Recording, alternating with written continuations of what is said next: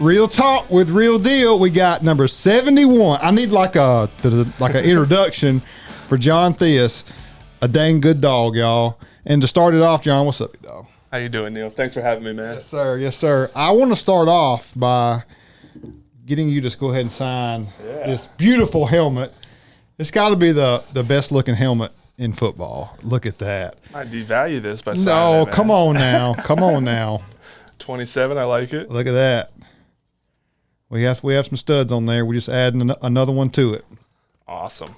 So to start it off, obviously, John played football at University of Georgia, and I'm trying to recollect, weren't you, I guess, or were you the most recent freshman to start every game except for I was. You was until Yeah, so when I came in, it was before me, it was Cordy Glenn, Yep. who played a while in the NFL. I don't think he's still playing, but he was the guys called him the Dancing Bear. Yeah. Massive 330-pound man that could his footwork was insane. But I was the first one from him to start every game my freshman year. And then after me, the next one was Andrew Thomas. That's He right. was an absolute stud. Yes, he was. Even as a freshman. Yep. So he was the one. I was bookended by Cordy and Andrew, so that's some good company to be in. It really is. Yeah. Now that was right tackle. Yeah, so I came in my freshman year and played right tackle every game, and then sophomore year was right tackle as well. And then my junior year, I moved to left tackle. Yeah. And then so that was a little bit of an adjustment, but it ended up being good for my career as a whole to be able to play both sides at the next level. And then my senior year started out left. We reshuffled the offensive line a little bit. Isaiah Wynn was playing guard. They ended up putting him at left tackle, moved me over to right, and ended up being a good move because Isaiah was a really good left tackle, and we just kind of needed to reshuffle to get some help on that offensive line. So since I had the ability to play the right tackle, it worked out pretty well. Yeah. So I guess being multi-talented, multifaceted, so some players will not go from right side to left, right, or vice versa. Yeah, it's weird. It sounds like it should be an easy thing to do, Yep. but your body gets used to taking your pass sets in that stance, and even the run blocking, pushing off, if I'm at right tackle, I'm pushing off my right foot. We're kind of getting in the weeds now. Pushing off my right foot for a run block. There's little things like that. So playing right and left is harder than it looks. There's guys in the NFL. I went to the 49ers, and Joe Staley was the left tackle out there then, future Hall of Famer. He was an All-Pro. He's a stud. And he was a left tackle his whole career, and he could play right tackle. But by the time I got to San Francisco, it was the point in his career where he got to do what he wanted, Right. And it was understood from everybody that Joe's not going over to the right side. He's staying on the left side. That's what he's used to. So, but what's unique in the NFL is, a lot of times they'll dress 7 offensive linemen for a game. So a lot of times your backup guys are swing guys, so it's called a swing tackle, can play right or left, or they can play guard as well. So that if you can do both sides at the next level, and you're not a starter, an all-pro, Right. It helps you make a team to be able to do that. But yeah, it's tricky for a lot of guys moving sides on the offensive line. No doubt, man. That's cool. Yep. So I graduated from Georgia in 2008, and then obviously I was a diehard fan all my life, and then obviously remember watching you play. You're a little more trimmed up now. You had the flow going out the back. I remember, right? Then you had the flow coming out. Yeah. That was my rebellion. I guess that was my rebellion. It's all right. Yeah, I had short hair growing up. Yep. I did go to a private school in high school, and we couldn't have a certain length, but I knew I wanted to grow it out. So I started growing it out late in my senior year of high school. And then, my freshman and sophomore year, I had the long hair. And I did have people tell me, like, you should cut that. And looking back at pictures now, I'm like, I should have listened. I don't know. To me, you just made you look even more intimidating. My wife was even like, he's kind of got a Thor vibe going on. THEUS Thor, like. I think that's what I was going for. There you go. I had it worked. the beard and the long hair, and it was a fun time with it. But it was a pain in the butt. I didn't realize my hair was thicker then than it is now after life and having a kid. But just maintaining it, couldn't buy the cheap shampoo and conditioner anymore. And I bet. It was hot in the summer. Yeah. So finally, it was kind of a impulsive thing when I cut it, but I was so glad when I did. But yeah, that long hair, then it was red, obviously, and it stood out. Yeah. Was the 71? Was there any significance to that? Yeah, great question. So growing up, offensive linemen, a lot of people don't want to be offensive linemen. Everyone wants to be a quarterback, running back. If they're a lineman, there's a lot of people are attracted to defensive line. It can be more fun for certain folks. But I was always a bigger kid. And growing up, I grew up in Jacksonville, Florida, and I was a fan of Tony Baselli, who was a left tackle for the Jaguars. He's still down in Jacksonville, and I've been fortunate to meet him through my career. But I was a huge fan of Tony, and I had a life-size poster of Tony Baselli in my room, and it was actually a growth chart. So it showed how tall Tony was at like 5 years old, 8 years old, his height and weight, with pictures. So it was a really cool thing that I had in my room. I think I probably got it when I was like 5 or 6. So I got number 71 from that. I was a big fan of Tony Baselli. So I wore 71 all through my high school career. Was fortunate enough when I came in that the number was available at Georgia. And so I got and stuck to it. So it was because of Tony Baselli.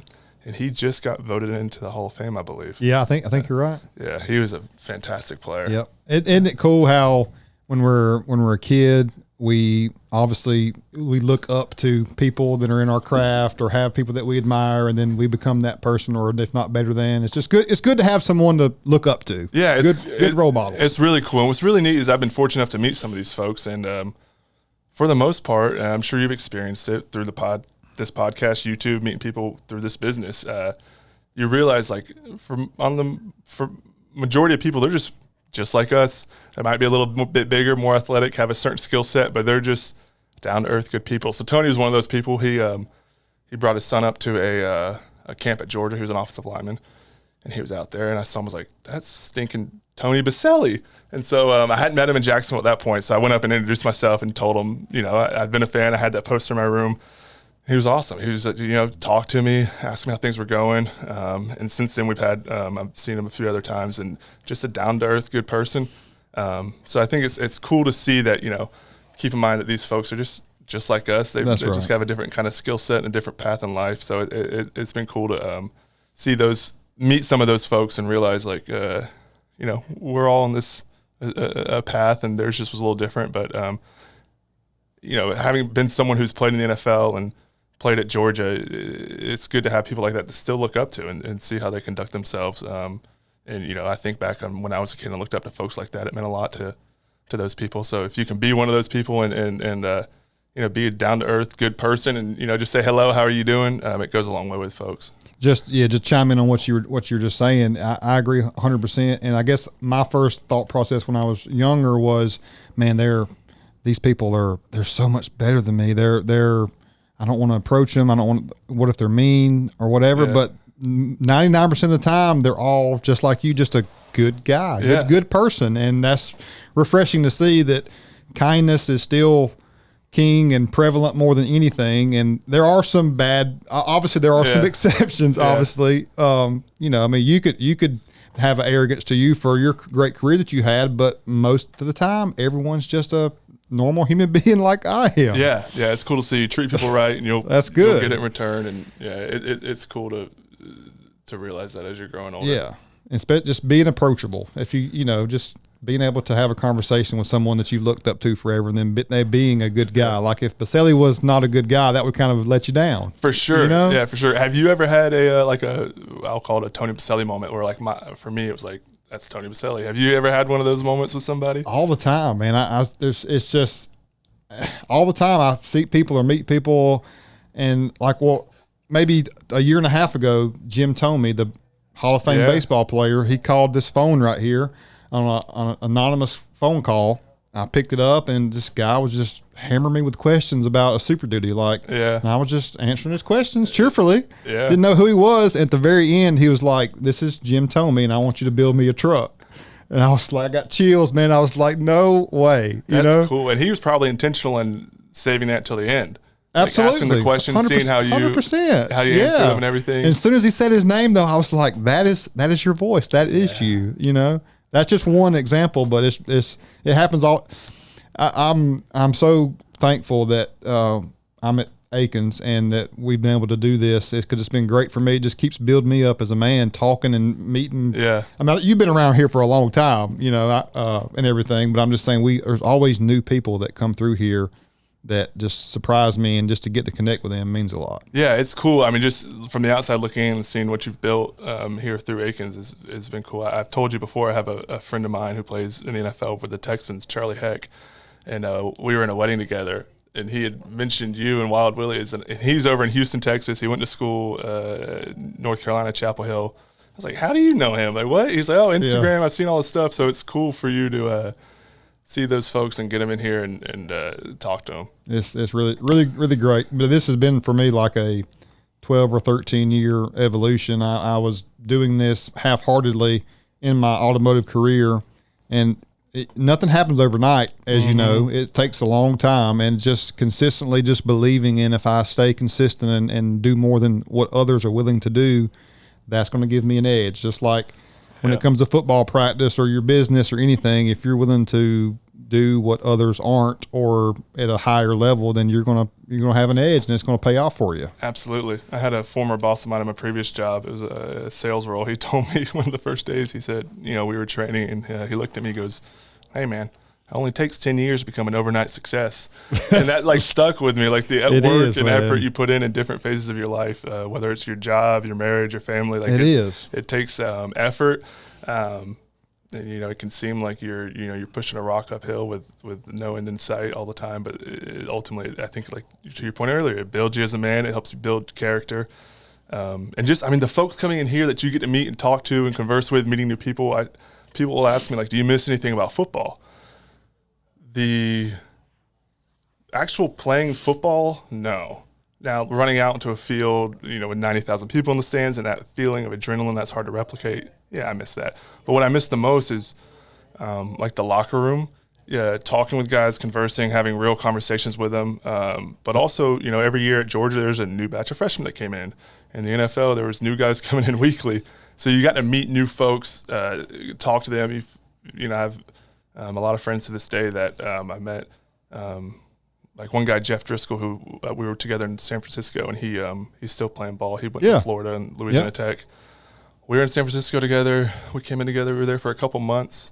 But just those couple months, we were able to realize, like, oh, you're someone I find interesting. We hung out a lot, got to talk, and we still keep in touch to this day. So it's cool that you have people coming in here like that you can meet, talk to, and learn from. It's not many jobs in the world that you can have something like that. It's very unique, and we get so laser focused on what our goal is, what we're trying to achieve, but you gotta stop, and when you get those opportunities, and really just enjoy it. Like, obviously you've got a busy schedule, I got a busy schedule, we've got every reason not to be sitting here doing this right now, but it's like, this is awesome. Like these podcasts I love so much because I get to know great people. It's good. Yeah, it is cool. On the locker room aspect too, in our jobs, I know you have people on your team that you get to help professionally grow, and then personally too, and invest in them.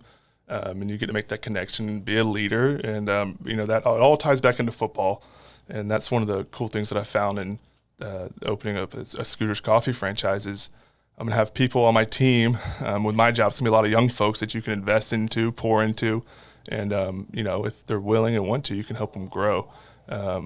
So it's like you said before, it's a blessing to find ourselves in the place to be able to do that. It's a cool little gig that we each have, I think, with what we're able to do. How old are you now?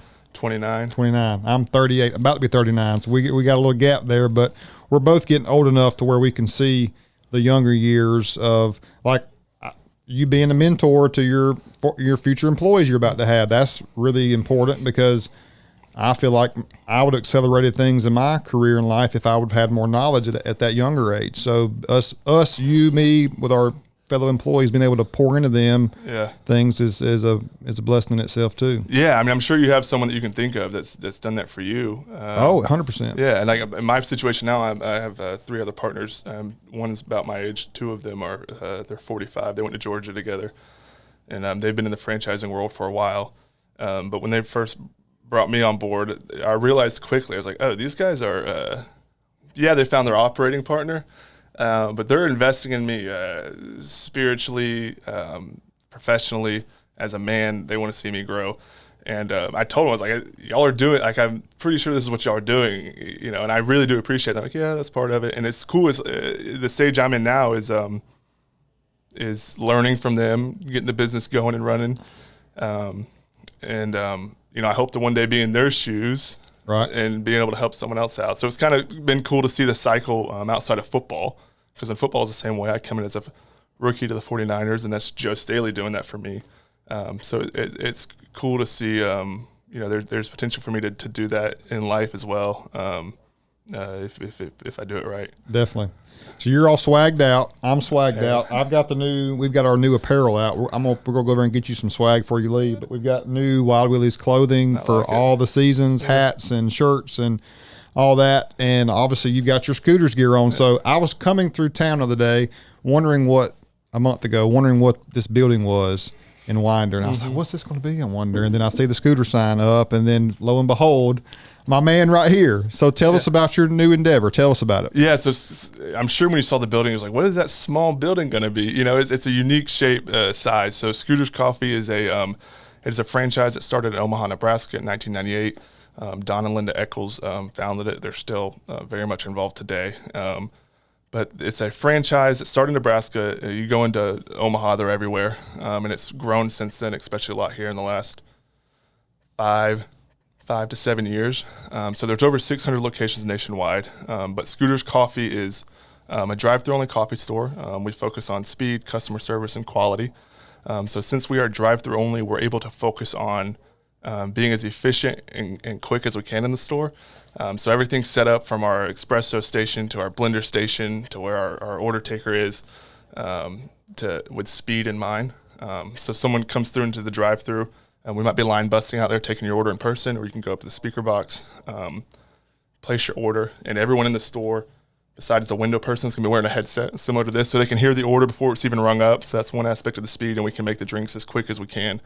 And then our goal is to have as many what we call hangers as we can. So as the car comes up to the drive-through window by the time to get there, we're holding their cup of coffee out the window, take payment, and try to keep the window time as short as possible. It's cool. There's a lot of aspects of football I've learned in life and business, and for me, it's just natural to tie everything back into it. So we'll have a screen up that's tracking the times of the window time, total drive-through lane time, menu board time, and our whole team will know what those numbers represent, and we'll be focused on that. But yeah, my partners ended up, they were wanting to diversify the franchises they're involved in, and they looked at a bunch. They spent about a year doing research and vetting out different franchises, and they ultimately chose Scooters Coffee, and then they were looking for an operating partner, and that's where I came involved, and I'm thankful they chose Scooters.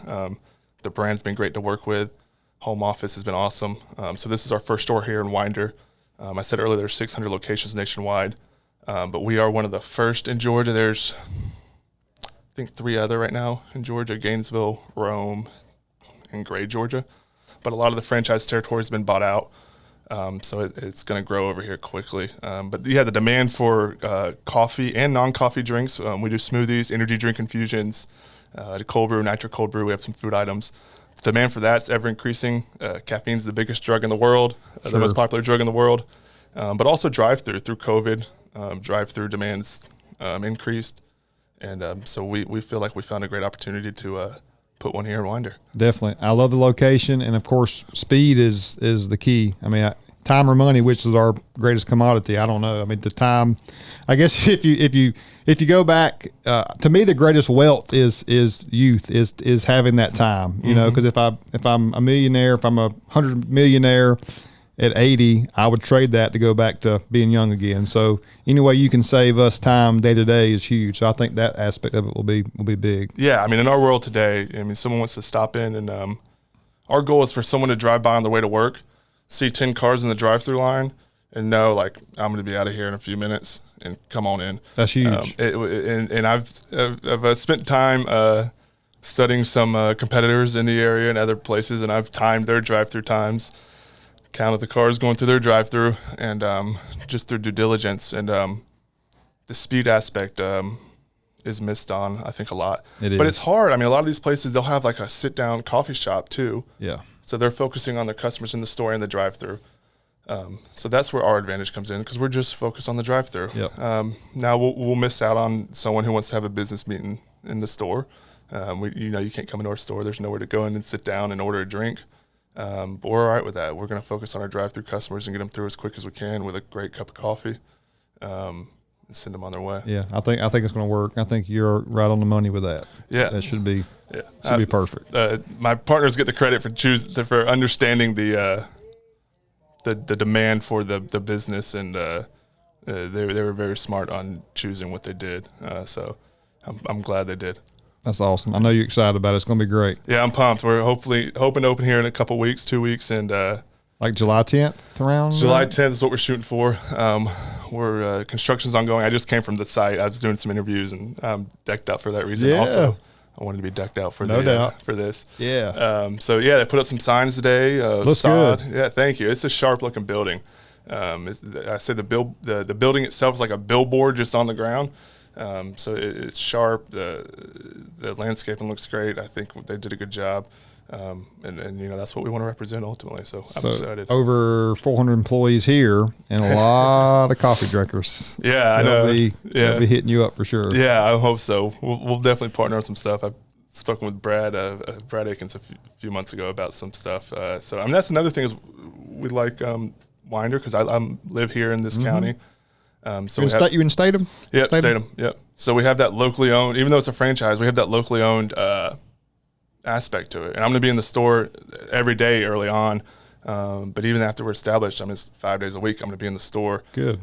And you have someone in the store who has ownership in it. It's a different level of care and customer service you can deliver. But yeah, I mean, we've been doing some community events, the Winder First Friday deal and Barrow Chamber of Commerce event. So we've been spreading the word. We call it grassroots marketing. Scooters handles the technological through the app and geo fencing and all that stuff I don't understand. But I mean, the grassroots marketing is, I mean, word of mouth is a big thing.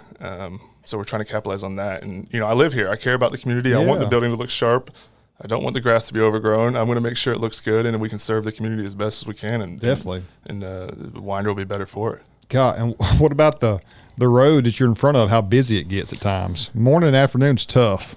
Yes. Which is going to be great for you. Yeah, we were intentional about where we chose to go. Traffic count's great. Flow of traffic's good. Ingress, egress, getting in and out of there. Yep.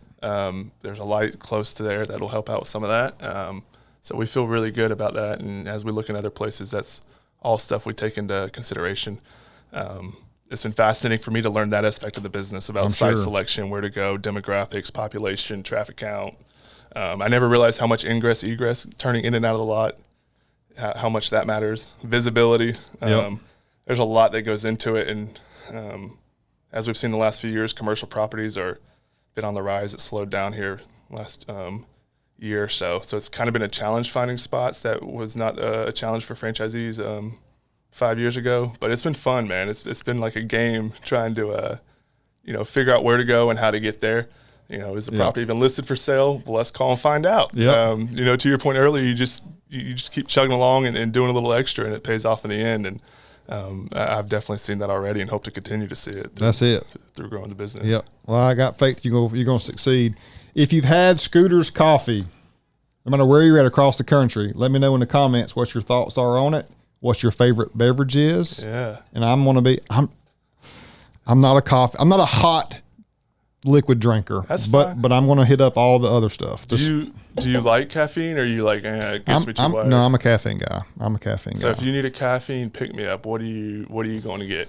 I hate to say it, I like a C4 to work out with in the morning. I'm with you, man. I'll do the energy drinks too. Yeah. So I'm a Mountain Dew Zero guy. Yeah. Coke Zero. Yeah.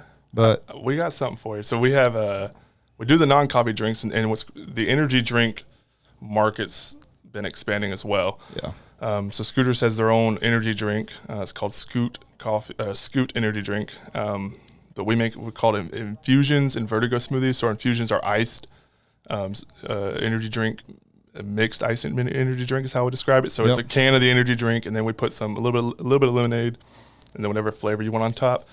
And then the smoothie, we can combine it with any fruit as well. And then if you need an extra kick, we got an energy powder that we can add any drink. So some people come through and order like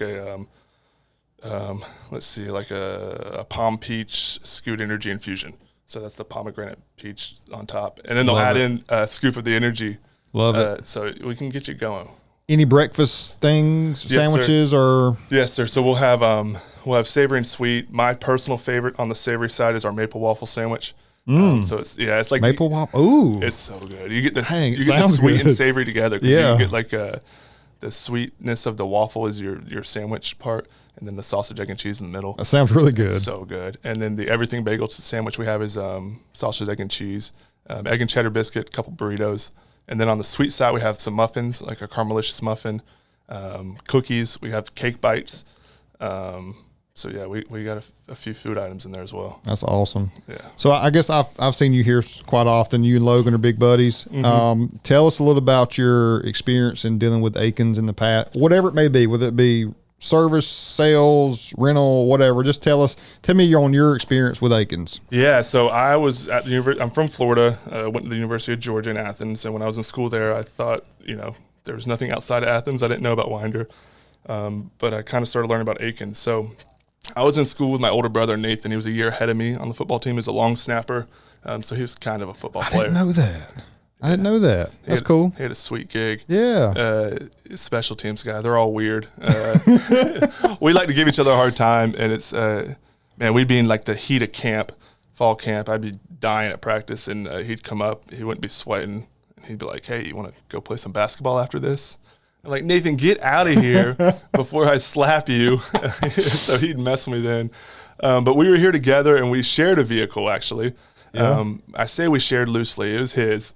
But he took care of it. He paid for everything on as far as repairs and gas. So I had it sometimes. But anyways, I was training for the combine to hopefully get drafted, and I knew I was going to need a vehicle at some point. And so I had a plan. If I got drafted in the 5th round by the 49ers, so I knew if I made the team, because in the 5th round you're not guaranteed to make the team. I said if I made the team, I'm going to buy myself a new truck.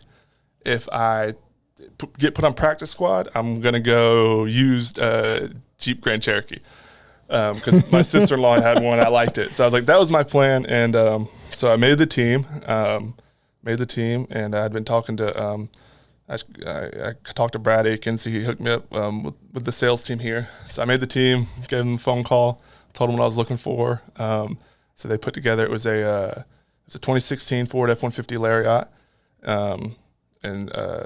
They worked it out with me. Went back and forth a little bit, but they took care of me there. And then I was in San Francisco. And we're in Winder, Georgia. Yeah. So they actually shipped the car out there to me. It was as seamless. I mean, they made it as easy as they could for me, which I'm grateful for. I thought I was grown then, but looking back, I was just, 22 years old. Sure. So they made sure I signed all the paperwork I needed to and got it done, and they shipped the car out. They had a guy drive it across country for me, dropped it off there at the 49ers facility. That was like Christmas morning in September for me. It was awesome. Sure. I remember this is in 2016. It was the first car that I had personally owned, and this is how giddy I was. I was infatuated that I could press a button twice and the tailgate would drop down. That still gets me, dude. That still gets me. Yeah. That's a great feature. Yeah, I mean, it was awesome. So I had that truck out there. What's unique in San Francisco is there's not many trucks. Growing up in the Southeast, there's trucks everywhere. Yeah. So I kind of stood out a little bit. I'm sure you did. But it was fantastic to have out there. And then after the season, I shipped it back out this way and did a few things to it. Got a bed liner, got a roll-on lock put in, which was fantastic through here. You guys did that. Then I got some, I guess were there 35-inch tires put on there? They were a little bit bigger than what I had, some all-terrains, leveling kit. So then it was sitting right. It looked like a truck then. And yeah, I love that truck. It was great to me. And then, so my wife, we met at the University of Georgia. She's a gymnast. And we ended up getting married in 4 years ago. 4 years ago, yeah. We just had our anniversary. Let's make sure it was 4. I don't want to get that wrong. I'll get in trouble. But anyway, she got pregnant about 7 months after we got married. She got pregnant, and then she was driving a Jeep Patriot. Funny enough that she'd bought here before we were dating. Wow. Yeah, I know. What are the odds? So she is driving the Jeep Patriot, but we knew that we needed something bigger for her to it's crazy the amount of stuff you have with one child, even strollers and everything. Yep. And we were in the spot. We're like, let's see, if we can upgrade her a little bit. So we came back here and got her. We were looking at different SUVs at some other lots as well. And what we ultimately ended up deciding was the ultimate for us. We found out the ultimate mom car for us, and I would recommend this to anybody if you have 2 or less kids, is an F-150. And you put a bed cover on it, and you put the spray in bed liner, and you have all the room in the world to store all that stuff. So 2020, she got that. So we're rolling around with 2 F-150s, and I don't know if she'll ever go away from an F-150. She freaking loves it. So you heard it here, folks. I've actually told y'all this before, that it is a ultimate vehicle. Yes. That second row leg room in there is class leading. It's got, you're going to buy a Ford Expedition, you're going to have less second row leg room. It's like, so I can have all that room in the back, and I'll have all that bed space too, that you can throw a cover on and have dry space if you need. It's just like, so I have a tester that's and it's safe. It's safe, yeah. I'm 6'6", and my tester is I sit in the back seat of the cars when we were shopping, and some of them I was like, my head is hitting the roof. And with that truck, to your point, it's the ultimate. It takes care of every need. That really, my wife's in a truck right now. She was in a Bronco. She's in a truck now, and it's like, honey, do you want to go back to another SUV? She's like, I don't want to get rid of my truck. Yeah.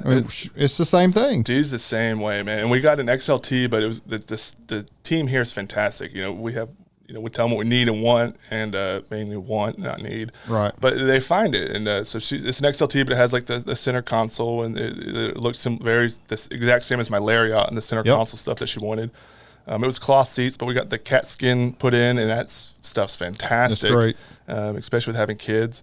And then, you guys did that. You guys did the spray and bed liner and the trifold bed cover. And it's for anybody. I know you mostly see men driving them, but she loves that. We've seen that trend in the past, 4 or 5 years. We've seen more families buying a truck as their if they have one vehicle that's their do all. It's not an SUV, or it's either an SUV or a truck now. It's a mixture of both now. It's crazy too with some of the SUV prices, different makes. You're right. They've turned into luxury vehicles. They can. And so you can get a lot out of that truck. But the best value is that XLT. You put leather in it, and then you throw all those, you do those have to accessories on there, and then you're still going to be cheaper than a Lariat at the end of the day. Oh yeah. We looked we calculated the price with all that stuff added into it, and I was fully on board. I was like, it makes perfect sense. But I was kind of letting her see if it's something that I didn't want to like steer her in a certain path, and she had been able to. She drove my truck a lot too when she had her Patriot, and so she knew what it was like a little bit and loved it. But yeah, the staff here at Akins has been fantastic. I come up here, get service done, oil changes. I'm good buddies with Logan over there, and they always take care of us and do us right. And the service has always been top notch for us. Just make a phone call, get an answer, get what we need to do. So we're fortunate. It's one of the benefits of living in this area now, is being close to here, and just feeling. I don't know a lot about vehicles. I'm not a mechanical person, so just having someone you can call and know you're getting an honest opinion and of what's going on and what needs to be done has been so nice. It's been a huge plus for us. So we are one big family: the accessories, the service, the body shop, collision center, sales. And it's amazing to me, I'm outside looking in at service department, how many they're writing hundreds of tickets a day. Just being able to mitigate all those tasks day to day, as busy as they are. I've seen other places that are not very busy at all, and they still have struggles. So just the efficiency and the talent that we have here is great. Just I don't know how it's pulled off. It's amazing, just the volume y'all have in here, like you said, and it's a lot. It's a lot. But I guess you have to delegate. Like Brad Akins and you guys, y'all can't do every little thing at this point, so you have to have the team under you that you've trained and trust, and it all goes back to having. It's what you know. It's what you know. It's the people you surround yourself with is going to be the biggest impact on your environment, your mentality, your attitude, your output, your success. Yeah. So Mr. Akins does great with, picking the right people for the right positions and then trusting in their skill set. And like, I don't know how they sell 800 cars a month. Yeah. They look at us. I don't know how we do what we do on the Wild Willies side. It's just, so when you're putting together like a new package for a vehicle, what does that look like? Do you get like inspiration? Like you see something like, oh, this would look good with that. This, play it out in your head. Are you like, how do you plan? Like how does that come about? How does one of your packages come together? I guess since I was a young kid, I was wanting to customize my bicycle, or I was into four wheelers at the early age. I'd want to customize the four wheeler. My first vehicle, I had to have different wheels on it. It's always been a passion of mine to make my things that I enjoyed unique or more personable to me. Yeah. Just like you said for your truck, having those options, you feel better about the truck. It's more user friendly. It benefits your everyday use of it. But so I guess to answer your question, it's been an evolution of just, I've always had dreams of doing this, but I didn't really know it, if that makes sense. I was in the automotive industry for 11 years and didn't think once about doing what I'm doing in the automotive industry. And it was just, Brad was the one that it was his idea. We talked about me coming to work here, and I was actually just thinking, come do sales or be a manager or finance or something. That's because that's what I've always had done. And he approached me about it, and I was like, I'm not sure about that, because typically the accessory industry within a dealership is one that hasn't really had a lot of pizzazz to it, and it's really never really truly worked. From my experience, what I've seen in the past, and it's just kind of from the sales side, it's kind of a afterthought. Kind of don't want to deal with it. They want to sell the vehicle, but we want to try to have the scenario of there's a lot of benefits to making that vehicle, like how excited you were about your truck when you first got it, and then once you later added more things to it, it was even more enhanced. So taking something phenomenal and enhancing it to better your needs. But the builds, sometimes I'll be late at night and be just brainstorming, thinking something, or sometimes something random will come in my head. Sometimes somebody will offer me hey, try this wheel or do that. I mean, collaborations, but really it's just trying to have variations. I don't want to have trucks or cars or SUVs that are cookie cutterish. I don't want one to look like the rest. I want yours to be unique to you and not like the one next to you. So that's cool. I mean, it's cool when someone has a passion, and then it meets an opportunity for, we'll say the word job loosely for you and I. We've been fortunate in here, but you have this job and the passion, and they meet, and because there's the passion for it, it's like you said, late at night I'm thinking about it. It's like, it's because you love it, and so that's what it seems like. This is organically grown and taken off. And I mean, to your point, I mean, you have the brand, the logo. You've created something that's not common in dealerships with the accessory department, and it has a whole, like, it's taken a life of its own. It's a persona. Like, oh, that's a Wild Willies custom truck. Really cool. Like, yeah, it's like a cool thing that it's grown. So I mean, props to you, man. That's cool that. I mean, it's great that Brad, I guess, what he did was he empowered you and said, yeah, I think we could do this, and gave you the opportunity to do it, and then ran from it from there. Amen to that, because it's, obviously it's not just me. We have a great staff. The guys up at the shop do, I mean, if you really would see how much work they put out in a month's time, it's pretty impressive. And then just the dealership in itself being such a great foundational dealership allows it. If we were selling 100 cars a month, I wouldn't get many swings. I wouldn't get many reps, but we sell so many vehicles. We get to talk to so many great customers and offer them, like, a lot of times it's you, the customer, that we get to, you're the guinea pig. Hey, I think this would look good on your truck if we tried this, or let's run this setup on this one. And sometimes, a lot of times they're like, let's roll with it, let's try it. So it's just, we have so many opportunities based on how successful the dealership is that naturally just, we feed off of each other. Yeah, that's cool. I mean, that's like a nuanced point that I guess people don't consider is the fact that the sales are there to afford you the opportunity to try it, to test and try it out, and then to grow. But it's cool when that opportunity presents itself and someone's there that really enjoys it. Have you had someone before? It's like, hey, I want to try this on my car, and in the back of your mind, you're like, and then it comes out and it's like it's not good. Don't give me an example. I don't want to. No, has that happened? Yeah, I mean, I hate to interject my opinion to anyone, even if they're like, do what you want to in my truck, just go with it. I still want to make sure that because their personality or their taste still may be different than mine. Yeah. You know, and I want to make sure that we're building something that is going to be, in their opinion, perfect for them. Yeah. It's not perfect for me, you know, so I even do things sometimes that I'm like, I don't love doing this. I mean, I don't love this particular option or painting it this way or this lift kit, but I know that there is a certain percentage of people that prefer this lift or prefer that size wheel or prefer this being painted that way, this or that. Yeah. So it's kind of trying to be open-minded to not throwing 17s on every vehicle or not throwing 22s on every vehicle. So let's show you a little bit of everything. Let's don't run just this lift kit. Let's run this one as well. Let's don't go this high every single time. Yeah. Just having a good balance of trying to meet everyone's needs, broaden our horizons on the people that we want to. Because a lot of people like dealing with a certain dealership or a certain accessory store because all they do is Jeeps or all they do is this. But we want to be where we have so many resources that we have the opportunity to be talented in all those areas. It's like we're not a two-man crew that all we have time to do is only Jeeps or only F-150s. We have great resources and people that we're going to be able to be knowledgeable and professional in all those areas. Yeah. That's just like another feather in the cap that we're proud of. Yeah, that's cool. It makes sense too. What I like is not what everybody likes. Exactly. You got to remember that.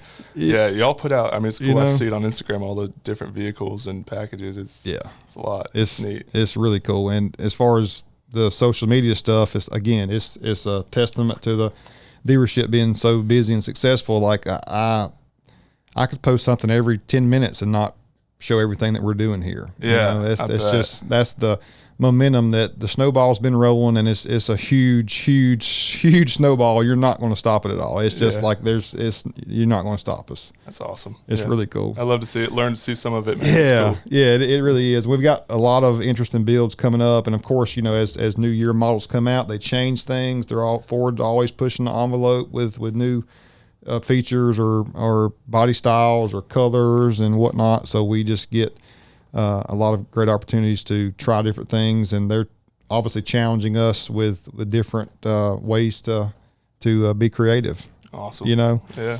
Tell me about let's go back to some of your Georgia time. That's great info on the Akins stuff. The fun stuff now. Yeah. I know we got some Alabama fans listening, so you got to just bear with us. You got to bear with us. Okay? Y'all had your time, okay? It's Georgia's time right now. That's right. That's right. You notice the back-to-back belt right here? The Georgia, you know what I mean? I've seen that on some of your videos. That's awesome. So proud of that, man.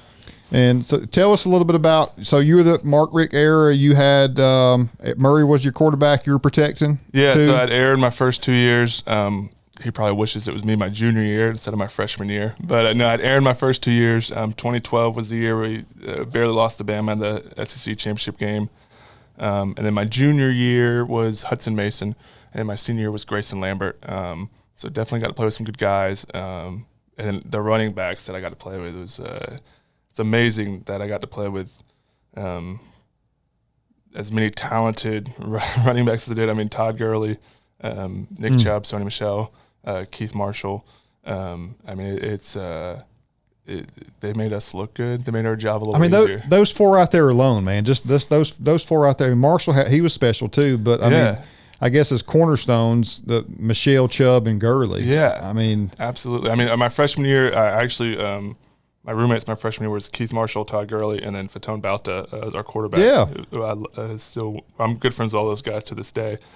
But yeah, I mean, Keith and Todd, their freshman year, I mean, Keith unfortunately had to deal with knee issues. But I mean, they had the nickname Gershel because, you know, the Gurley and Marshall. Yes. But yeah, Todd as a freshman, I mean, you came in, you learned very quickly that he was different.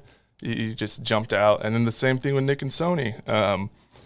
The tackles they could break, their ability to hit the holes, catch the ball in the backfield, the whole 9 yards. They each had their kind of own little unique niche talent that they were better at than the other ones. But yeah, I mean, some freaks of nature that could run the freaking ball. So they obviously had just blessed with God-given talent, but obviously they worked hard too. Yeah, absolutely. I mean, it's been interesting through my playing career. You see guys that it's 90% God-given talent, and you know, maybe not as much work ethic, and it's hard. It's something that I think a lot of people have to come to grips with. Is I joke and say there's a genetic lottery, and I was fortunate enough to win a genetic lottery and be 6'6", and you know, still have, you know, be able to walk and chew gum at the same time, have some athletic ability. And it's not fair per se, but you know, when you get to that level of athletics in college football and the NFL, you know, most of the guys have won the genetic lottery. They're no different. But yeah, those guys worked their butt off. I mean, I remember, heck, we played in high school. We played Sony Michel when he was in 8th grade, and he was on varsity. He ran. You did? Yes. Really? He was in 8th grade on varsity. Because he was Plant, Florida? Or he was down in South Florida. He went to American Heritage. Yep. So you were in a Jacksonville area? Jacksonville, yes, sir. So we were at Bowles, and we did we played them twice. So once down there, once at our home field. And we beat them, not by a lot, but Sony still ran all over us as an 8th grader. And I was an 8th grader? As an 8th grader. And so he had the genetics, obviously, but he was working then too. And then when he came to Georgia, I was like, yes, I'm glad we got this guy. And we would mess around in the locker room about those games we played. They ended up playing again after I left high school, and Sony's team ended up winning. But yeah, and then obviously Nick Chubb's reputation of his work ethic is he's wired a little differently, I think, in the head, which is one of the reasons he's so great. Yeah. I mean, I think in the offseason he still goes back to Cedartown and works out at the high school there. I saw a video actually today of him doing a squat. It's crazy. And in the NFL, I learned a lot of the veterans, they know they're very strong, but they understand that their body has aged and recovery and what they can and cannot do. So they do a lot more of like the maintenance lifting, we'll call it. Right. But every once in a while, there's just a crazy dude that just wants to lift heavy. Yeah, and Joe Staley was one of those. You know, he'd go in, like I remember after practice one day, he was like, "I think I want to see if I can get it's either 450 or 500 on squat," and it was like his 9th year in the league. After practice in the middle of the season, and he just did it, and I was like, "Years." You know, a lot of people who are great in all different aspects of you know, whether it's, you know, the really good singer or an author. I feel like a lot of them are wired a little differently, and I think Nick's wired a little differently. He just works, and loves it. Like, he loves that grind. Man. So yeah, he's special. I mean, his power clean. I mean, the videos he puts out is crazy. They really are. My son played football at North Oconee, and we got put out in the Final Four by Cedartown last year. And we had to go up there. And just going up there, it's just you feel the Nick vibe or the Nick Chubb presence. You just feel it. Yeah. You just feel it up there. He's really put that place. It gave him a good foundation up there, man. High school football around here is crazy, man. It really is. I mean, being from Florida, the debate of who has better high school football is fun. That debate always happened in college and NFL locker rooms. What's your thoughts on that, being in Florida, Georgia now? I could argue either point. Yep. I will argue Florida because I'm from Florida. Florida has better athletes. There's more people from Florida that are drafted in the first round of the NFL, more make NFL rosters. So the talent is much better in Florida. I've come around on this. The counterpoint, if you're in Georgia, is, all right, we'll look at it per capita. We have a lot less folks here, and right. Per capita, we're putting more out there. Yep. But what's been fascinating to me is the love of high school football in the state of Georgia, which means there's more funds for it. There's better coaching for it on average. There's the facilities are there. There's a lot more demand on the kids, which I don't know if it's good or bad, but I've kind of come around, and I think probably just with all that involved, I probably, you know, my dad's probably going to call me when he watches this and be like, "You're crazy, it's still Florida." But I've just seen it with Georgia. I mean, the level of coaching, the schemes they're doing these days. Yep. I was fortunate enough to play for the winningest all-time high school football coach in Florida, and he was fantastic. I mean, he was obviously a really good football coach. He's an old school guy, but there's a lot more of those in Georgia who understand technique and schemes, and they're trying to coach it the right way. And I mean, this, like, they make it a career where a lot of these coaches are making some money in high school. That's right. It's insane. So it's I don't know anything about Texas, but we'll say they're third. All the Texas people that are watching right now are probably like, both of y'all are crazy. It's got to be Texas. We could bring up, we could say coffee or we could say anything in the Texas folks. I mean, it's better in Texas. So, Right. Sorry, Texas people. We're going to find out, though, with Texas entering the, I'm excited. you know. Yeah, I know. We're going to be playing in Austin. Be playing, yep. In a couple, you going to go out there?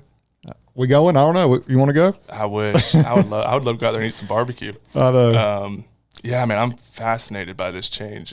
Just the schedule change, the going away with the East-West deal. Are you think I think it's a net positive. Yeah. I do. I mean, look at our schedule this year. It seems like the last few years, everyone's complaining about, our home schedule, our schedule as a whole.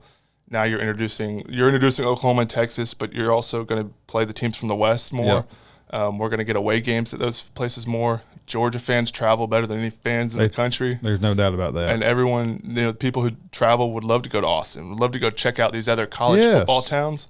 So as a fan, I think it's going to be great for us. There's going to be more interesting games. The flip side of it is, it's tougher schedules, away games. It's going to be tougher games. But now it's the 12-team playoff. That's right right. now. So it's I'm willing to take that trade-off. I can't remember exactly how it's structured.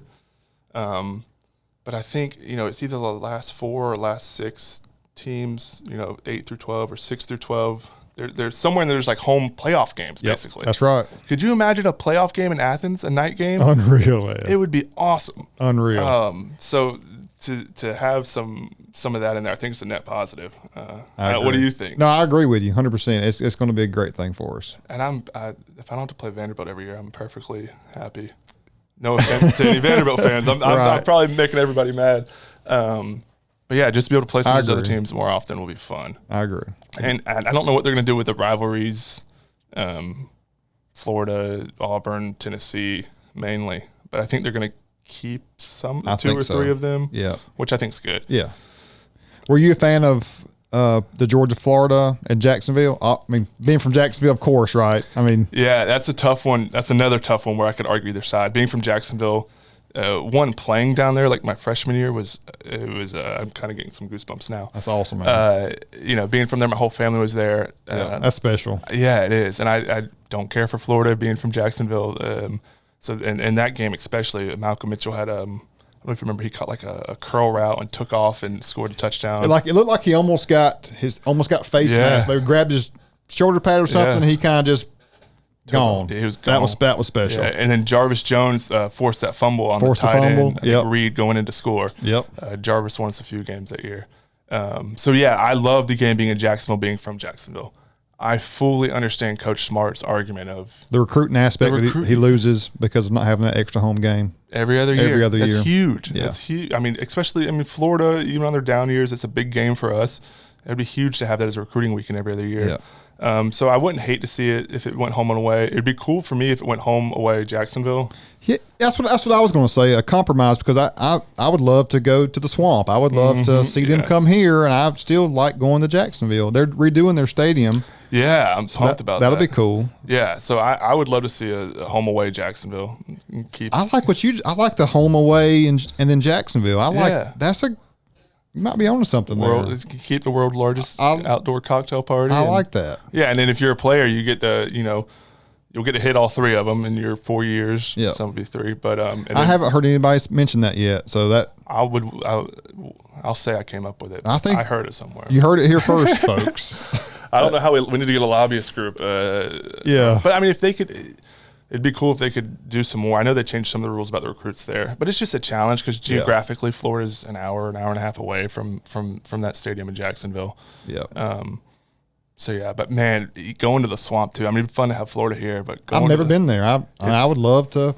Yeah, I'm not a Florida fan, but I hate Florida actually. But it's a cool atmosphere. I went there as a recruit once, or a few times, and they get rowdy. I'm sure. Were you happy to see them get beat by LSU last night? I was. Because I grew up a Florida State fan in Jacksonville. I like Florida State. So I grew up a Florida State fan. Yeah. I love Bobby Bowden. I had a poster in my room that my dad got signed. It said, "To John, see you in 2012, Bobby Bowden." And I got it when I was, maybe 8. 2012 was when I graduated high school. Yep. So my dad just got him to sign that. My dad was able to meet him through his job. But so I hated Florida from then. And then obviously I came to Georgia. Enhanced even more. We play them. They were the biggest crap talkers every year. Yep. I hated those guys. And I had some dealings with people I knew that were Florida fans down there. I may or may not have done the Gator Chomp at the end of the game my freshman year that ticked some folks off. And I got some messages from people I knew. And so I was like, from grown people, I was like, oh gosh. And so my hate grew a little more then. Yeah. But yeah, I mean, they do have a great athletics program across the board. So yeah, I was rooting for LSU. Plus, we're getting one of their coaches for baseball coach too. Yes, we are. That's the pitching coach, right? Yeah, that should be a natural recruiting thing there. Man, I'm hopeful that our the success of our football program can maybe spill over into some other areas. Again, it could be argued there's so much baseball talent in Georgia. We should be in the mix more often for baseball at University of Georgia. Basketball too. There's a ton of talent in the state. So I would love. I mean, it'd be so much fun to have those teams be competing. I know the NCAA tournament for basketball, and then baseball. Have a chance to go to the regionals and. I think the fans would support and show up. It's hard to ask the fans to come when you're not doing so well. I'm not trying to trash talk anybody, but I know our basketball atmosphere isn't the greatest right now. Right.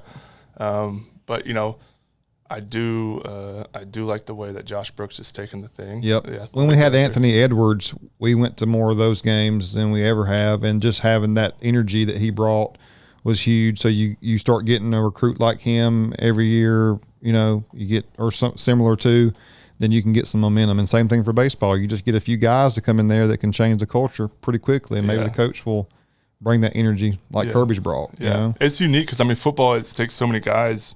It's the epitome of a team sport. Yep. But basketball, especially, it's you get an Anthony Edwards or someone like that, and a good coach in there, and a few role players. It can really change the trajectory of the program, not just the season. Definitely. So I'm hopeful. We'll see. I'm hopeful to be because I see Florida gymnastics, baseball, basketball. They're competing. They're usually in the mix. So. And we flirt with it every once in a while. Yeah. And we have obviously Jack Bowerly with our swimming, our tennis program. We're not just football by any means. But I watch more baseball and basketball, so I'm being selfish here with talking about those. Sure. So as far as just being a diehard Dog fan, you mentioned earlier about the Oklahoma game, how that was just kind of you came for full circle, but you also came for a circle because I didn't know that you had saw Sony or played against Sony. So you saw Sony when he was in 8th grade, and then you saw Sony go around the edge and win that game. Yeah. So that was pretty cool too, wasn't it? It was awesome. Growing up playing football and it being a job even early. High school was a tough football program, and I went through phases where I hated it. But I knew it was my ticket to college. And even in college as a freshman, there was times where I was like, gosh, I'm not enjoying myself. But I fought through, and it was like a love-hate thing. I don't know a sport that has something that – there's nothing I ever played that I dreaded more than summer football practice. It's just when you're grinding, there's not a true game in sight for a long time, and you're out there and it's 100 degrees and you're – especially in the Southeast. Yes. So that's the toughest, but it builds you up as a man. You're going to get some toughness mentally and physically from it, but it is tough. Yeah. No, I'm thankful at this point in my life to have some people in my life that have helped me gain some perspective on even like my high school coach who I did not like as a person for a long time, and he still has his flaws, but I've been able to gain some perspective on why, where I benefited from and maybe where he was coming from. So that's been cool. But through like kind of the love-hate thing of football, I always thought when I was done playing football, I was like, I'm not watching football. In college around a bye week, I wasn't watching any games. I wasn't watching NFL games on Sunday. I was like, I'm going to be done with this. And I learned very quickly in the NFL that I became a crazy Georgia football fan. And the story I told you was the Oklahoma game. I was with the Carolina Panthers at the time, so I was in Charlotte in my apartment by myself. I wanted to be uninterrupted. I didn't want to go to a bar or anything and watch it. I wanted to fully lock into the game. It was not good early on, as we all remember. Started coming back. I was getting excited. I was up on the edge of the couch. And then I can't remember if it was when Lorenzo blocked the kick or Sony's touchdown, but one of them, whichever one it was, it happened. And I just instinctively, in my apartment, got up and started running around the apartment hollering. Like just pure excitement. And I like kind of stopped, caught my breath, and sat down. I was like, I am a crazy Georgia fan. I am a crazy football fan. Yep, I'm him now. Yes, and that's I tell folks now is I'm fully I played ball, but I'm a fan, and it's a great time to be a Georgia fan. So I watch all the games. I try not to let it ruin my weeks if it doesn't go how I want it to. I try to watch how I react to the game that 18 to 22-year-olds are playing. But man, I love it. And that's another fun part about living here is being able to go to the games and just being around the program some. But I'm a fan with unique access at times, which is cool. That's right. So it has been fun to become a crazy college football fan. I love it. Definitely. And just knowing what you contributed to the program is why we continue to be so successful, because it's the whole history. It's not just what we're doing right now. You got to look all the way back, and everyone like you that's been a part of the program is a part of what we're doing right now. Yeah, and the staff over there, it comes from Coach Smart. I remember so Coach Rick got let go, and then hired Coach Smart, and we had pro day here after the combine. And Coach Smart called a meeting with the guys who were doing pro day. So it's guys who are no longer at Georgia, about to go in the NFL. And he had a meeting with us at the beginning. And he said, look, guys, obviously it's a new staff. I'm a new coach. I know some of you guys from recruitment 4 years ago. But what I want you to know is I am a Georgia Bulldog. I played here. You guys are welcome back. When you come here, please come. Let us know you're coming. We'll take care of you. I want you to feel welcomed here. And so that was cool that he had that conversation with the whole room there. Because you don't know what it's like. It was cool that Coach Smart played here, so there was that connection, but it meant a lot. My time being here and around here, I go over there and kind of show face, but I like to go watch pro day and just show up and watch a practice, or I'll text one of the sports staff over there saying, hey, my dad's in town, can we come watch a practice? Like, yeah, come on. So they're very welcoming. That's good. Yeah, and it's cool. I mean, we didn't win any natties when I was there, and they still take care of us. So that's cool to see, and it does come from Coach Smart, because from day one he told us that. So he does appreciate and has appreciation for the guys who were there before he was the coach. And just knowing that he is a dang good dog himself is huge, because he really. It's not a job for him. I mean, it is a job for him, but it's his life. Like he's going back to his roots. Yeah, it's cool, man. And the fact that Coach Bobo's back there now, BMAC, Coach McClendon, Coach Searles, who was recruiting me when I was there. Yep. He didn't play at Georgia, but he has some past there. So to see all those guys coming back in coachings is very cool. It is really, really great. Let's talk about NFL a little bit. Yeah. Let's hear some stories about that. So Niners was yes. So let's see. We'll talk about draft day, man. My agent. I did all my training. My agent told me, he said, you're slotted. My prediction, talking to different teams, is you're going to be late 4th round to potentially through the 6th round. But he said, I don't think you'll last past the 6th round. And that's the 3rd day of the draft. So I watched the first 2 days of the draft, knowing I wasn't going to get drafted. So anyways, the draft starts on the 3rd day, into the 4th round starts going. I was with my family, and I was like, I don't want to watch this. I'm watching names come across the ticker, and I'm like, I'm better than him. Yeah, and that played out that way some. So I was like, I'm going to the other room. So I went to the other room, started reading a book, had my phone there, and I was fortunate. The first phone call I got was the 49ers. It was Chip Kelly and Trent Baalke, who was the GM at the time. Chip Kelly was the coach. Yep. And they told me they were about to select me, which I was fortunate. A lot of times guys will get calls like, we think we're going to take you here, from different teams, and you don't know. So I was fortunate. It was one phone call and done. So that was exciting. My mom was a 49ers fan because of Joe Montana and those guys, Steve Young and all them. So going out there to San Francisco that I've never been to, was awesome. I really enjoyed my time out there. My rookie year, funny story from my rookie year that is a good one to tell was the one game I started was in December against the Rams. Joe Staley got hurt, so I filled in, and the Rams had Aaron Donald, who was probably the best football player of any position at the time. Yes, arguably still is. And I was a defensive lineman. I was very nervous that they were going to line Aaron Donald up over the rookie tackle the whole game. I was fortunate they did not, but there were some plays that had to go up against him. But there was one play in particular that was a run play going to the other side. It was a zone, and I had a zone running play. I had to cut him off, and so I take the proper footwork and engage. And I did technically what I needed to do. I'm giving it my all, right? I'm probably grunting, shaking my head, giving it my all. The tackle gets made for like a 1 yard gain on the other side. It wasn't Aaron that made the tackle, but I'm giving it my all. And I look up, it's the end of the play, and Aaron Donald is sitting there with one hand up on my chest plate, looks at me and laughs. And I was like, he wasn't even trying. I was just like, all right. And I just went back to the huddle, because sometimes even if a guy beats you, you can, and he talks trash. You can talk trash and play the game. That's the first time I had someone laugh at me in the middle of the play. So that was kind of like the, hey, Ricky, welcome to the NFL moment. Yeah. But yeah, that guy's a freak. Is there a definite separator between college football as far as the speed of the game and everything? There is. Yeah, that jump's big. I was fortunate to have guys like Joe Staley to learn from. But yeah, the speed of the game, every guy. So in college, every guy that's on your team was a stud in high school. In the NFL, every guy that was on your team was a stud in college. And then you're also dealing with guys that have played 10 years in the league. Yep. And just the knowledge you gain every year playing little tricks of the game, and how to study film and pick up on tendencies of the other guy, and understanding your own body and capabilities and adjusting the way you play to that.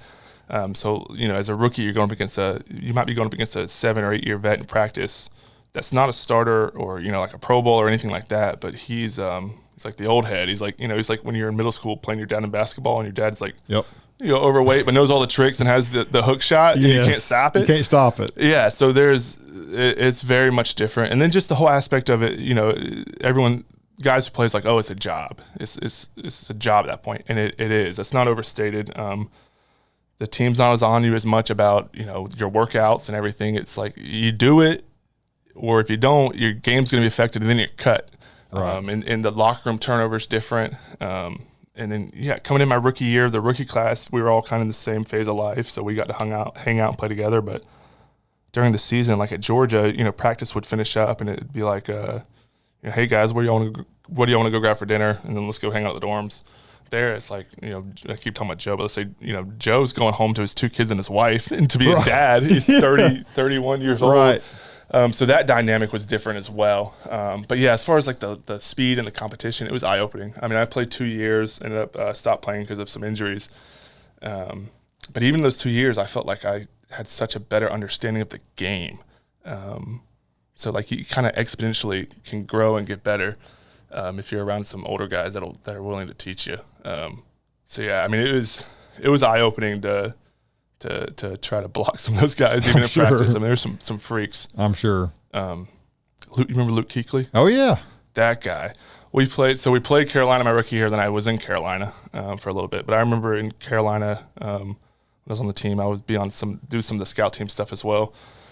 And it'd be like the first day of it'd be like, let's see, Tuesday of a week we were playing a team, and so it's the first day of us running the other team's plays. And Luke had already studied the other team's film and known everything. The guy was a football genius. And so we'd get up to the line of scrimmage, and I don't know what he was reading. But the first day he'd be like, hey, sweep here, they're pulling, they're doing, and like before the ball snapped, he's gone. So as a tackle, if I had to like try to cut him off, there's no chance. There's no chance. His football IQ was nuts. So you got guys like that. It's their understanding of the game. And he's a 5-tool player too. I mean, he's got all the talents. Plus, he was smart. So. Yeah, that was one of the coolest guys to be around, is just to watch the way he played the game and his understanding of it. And it was cool too. I mean, he was a pro's pro. They would always talk about being a pro, like taking it upon yourself to do the work, to study the film, to do the workouts, right? Take care of your body, eat correctly. So to be around guys like that and see how they operate was very cool. That guy was amazing. I don't know if I've seen. I mean, there's obviously the linebackers out there that can run just as well, if not better than him. But I've never seen someone that understands the game as well as he does. And if you talk to linemen who played against him, it would be so frustrating to guys because you would make sure you weren't giving away tips in your stance and stuff, and it would still he would know it. He would know. Yeah, that's cool. Yeah, the NFL is a different world, man, and there's levels to it. Like Luke versus other linebackers. There's levels to it within the NFL of guys and how good they are. I'm sure there is, man. That's crazy. Yeah. So you had a really interesting time throughout school, then going to pro league and everything. That's just lots of great memories for you. And Yeah. Here we are today. Yeah, man, I got to live the dream is what I say. Do we have another child on the way? We do. So I have a 2-year-old son now, 2.5, and then my wife's due July 27th with number 2, another boy. Awesome. So we're going to have our hands full. Man, the greatest blessing of my life, meeting my wife, of course, but having my son, just having a child to me is just the ultimate. It's just I learned a different aspect of love. I just feel it just changed my life forever. Yeah, until you experience it, it's hard to like put into words. But yeah, like the love aspect it's a different kind of love. Yeah, like my son is 2.5 now. He loves to wrestle, and so like when I get home and I'm exhausted, it's something that I enjoy to do too. Yeah, and so like even though it's tiring, it's like I'm having fun because I can throw him around. And having that love and care for him is something that it's unlike anything else. And then it's just also, we were talking earlier about like growing as a man, through your profession and the people you know and hang out with. Being a dad will force you to do that if you want to do it the right way. It's hard. You have to put effort into it. Depending on how your kids are, my son has some of my temper, and figuring how to manage that. Yep. And still try to be a good husband and provide for your family and do everything that you can to help your kids succeed and, maybe make life a little bit easier for them, but not too easy because they need to struggle on their own, and knowing when to let them struggle and when not to. And it's an ever-changing challenge. And, I mean, my son's only 2.5. My partners have some older kids, so I've been able to listen to them talk about the different challenges at different stages. And I'm fortunate to have them to look up to and learn from. But I love it. I wouldn't change it for the world. It's a lot of fun. But as you know, man, it's a lot of work too. It's a lot of work. I know your son's a little older, so you've been through some of those phases. Absolutely. Yeah, he's 16 now, so just been through all that, but just it gets better it keeps getting better. I mean that's the great thing.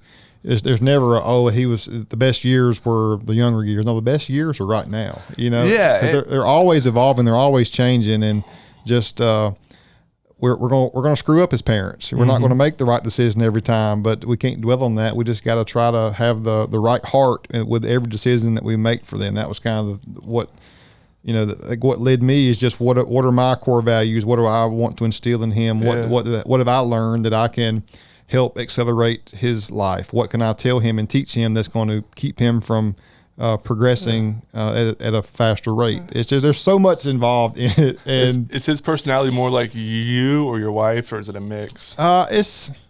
It's a mix. He's a little more mellow than me, I guess, but I'm pretty mellow when I get home. I'm my only child, so I enjoy and need my own solitude and quiet time. I love talking to people. I love business. I love everything about this, but I also need my quiet time, my alone time. So he's the only child too, so we kind of share a lot of similar traits, and he's a lot like me. He's a lot like my wife too. So he's getting the hopefully the best of both worlds. Yeah.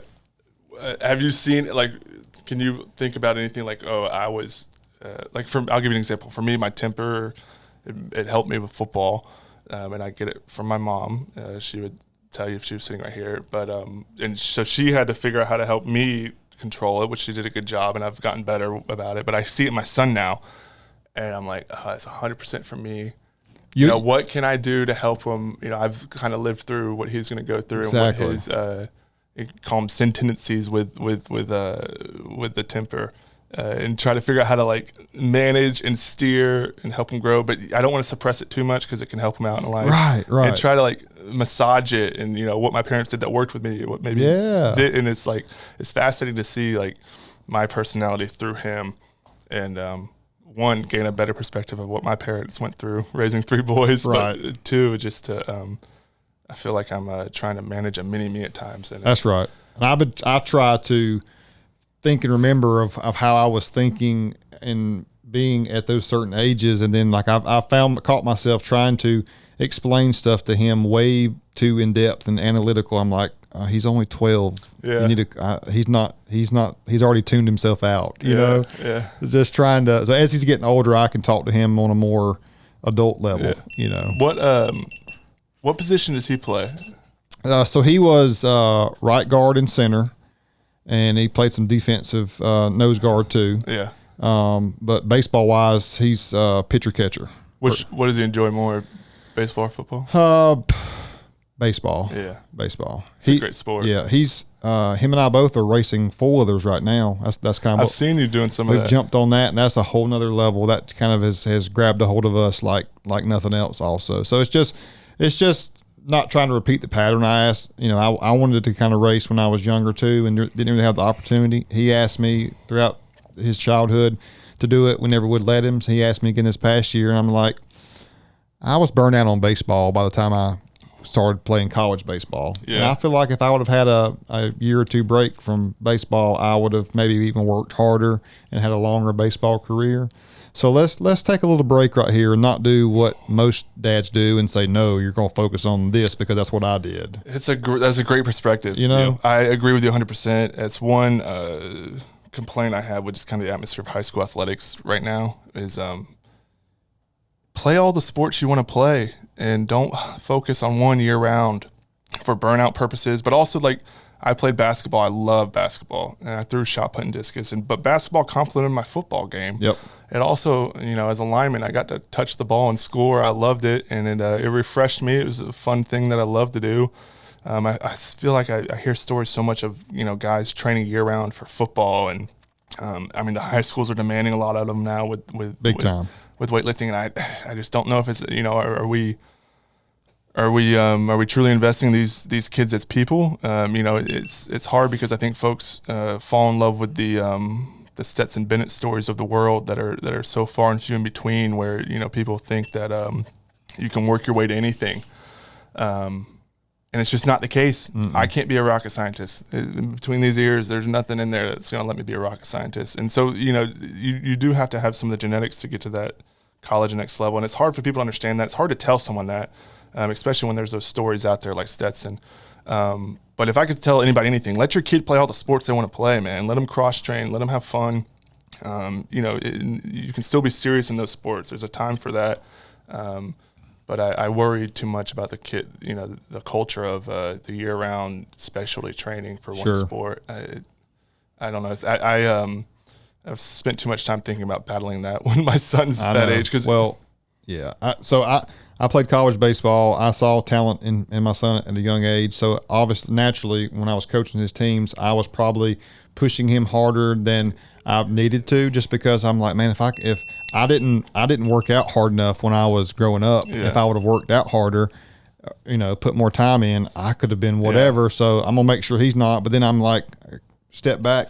You're kind of ruining it a little bit, because it's hard not to do that. It's hard not to do that. I see it. My son's he's 2.5. Who knows how big he's going to be? But he's taller on average. He's a big kid. You're already thinking about it. I'm already thinking about it. You are. My wife's a gymnast. I joke with my wife. We joke about.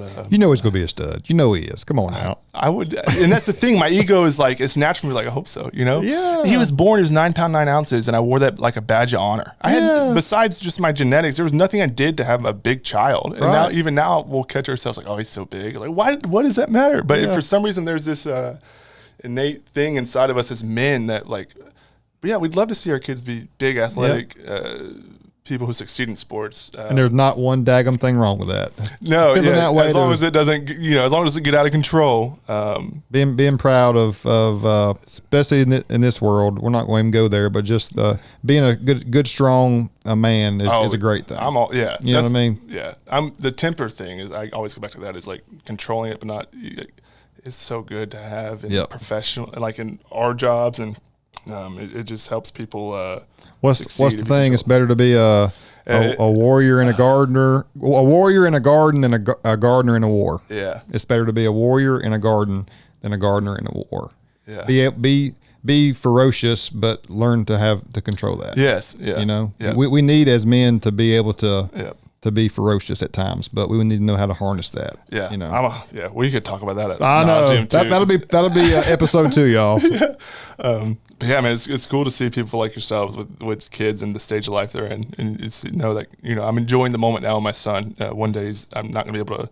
And when we wrestle, he's probably gonna beat me up, so I get to throw him around now and have fun. But I guess my advice to you is, for me, it was about there was a time period where it was more about results and a goal of trying to be a college athlete. And I quickly got calibrated on that of like, no, it's about the memories and the moments and the experiences. And if after all this, if at that point we've accumulated enough moments and memories by the experiences that we're good enough to go play at the next level, and that's just a added on bonus. Yeah. You know, so I was too hardcore for a few years there of, I guess, trying to instill a goal into him that he necessarily wasn't even that concerned about at that age, you know? Yeah. So, it's cool to see you acknowledge that, though. And change. I mean, yeah, That's if pride could get in the way and you could just be like, whatever, but like, I want to be a trustworthy. I want to be honest with my own self about that. Yeah. You know, it's like, hey, let's back the reins off a little bit and let's just have some fun. Yeah, that's hard to do as a man too, man. To make change and realize where you've had some shortcomings and make adjustments. I mean, that's self calibration is you know, just try to calibrate my own self without having to be told, I guess. Yeah, absolutely. It's tough. It's a tough thing to do in life, though. Yeah, you know, but also be coachable. Be able to someone else to recognize something and be like, hey, I see this. Okay, let's try and adjust and see what happens. Yeah, that's a tough thing to do as well. You know, always working on it. We said we were going to talk for like 30 minutes or an hour. We're at about 20 right now. I figured we might go a little long. I told you I enjoy doing this and having these conversations, man. The time's needed to be able to connect and to get, you know, to talk about these subjects. It is. And I enjoy it, so I definitely appreciate you letting me rant some and talk great, about man. Scooters Coffee and Akins great. and football. These are all things that I enjoy a lot, so it's fun to be able to. I know. It's America. We need a flag in here, man. We need a flag in here. That's just straight up America. That's good stuff. I hope everyone's enjoyed the podcast today, and we're thinking right around July 10th. That's what we're shooting for. We got to. If you're in the shore area, up a few things, but yes, right around then. My dad had hardware stores growing up, so I'm all about supporting local business. So you all think the same way too. I mean, just great guy we've got here with us. Go support his business when it open up. Go hit him up. Get your fast service. Yes, that's right. Fast and good service. That's what it's all about, right there. Yes, sir. Yes, sir. Thanks for having me on, Neal. Man, I really enjoyed it. This was a blessing. Just being able to sit down with you for a little while. Absolutely. Thank you. Appreciate you. Yeah, man. Awesome.